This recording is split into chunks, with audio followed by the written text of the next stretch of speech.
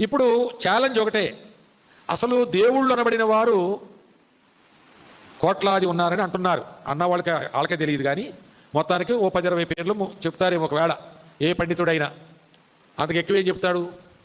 అయితే దేవుళ్ళు అనబడిన వారు ఎందరో ఉన్నారు, కానీ వారు క్రీస్తుకు సమానులు కాదు అనడానికి ఒక కారణం తేటగా ఇక్కడ మనకు కనిపిస్తుంది.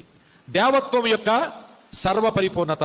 సరే, క్రైస్తవేతరులకు తెలిసిన దేవత్వం ఏంటంటే, దేవుడు కామ క్రోధ మోహ లోభ మదమత్సరములు లేనివాడు. అంతమటుకు తెలుసు వాళ్ళకి. అంటే చెబుతారు, కామ క్రోధ లోభ మోహ మదమత్సరములు లేనివాడు దేవుడు అంటారు. ఆ దేవుడు పేరు ఎవరిదో ఒకటి చెప్పాయా అంటే ఎవరన్నా చెప్పగలుగుతారా? ఎవరైనా చెప్పారా ఆ పండితుల్లో? మీరే అన్నారు కదా సార్ దేవుడు అంటే ఇలా ఉంటాడని.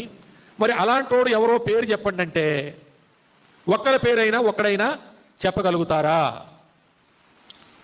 ఒకవేళ గ్రంథ పరిశోధన చేసి చెబుతామంటే గ్రంథాలన్నీ పరిశోధన చేశాక అలా దొరికేవాడు యేసుప్రభువే.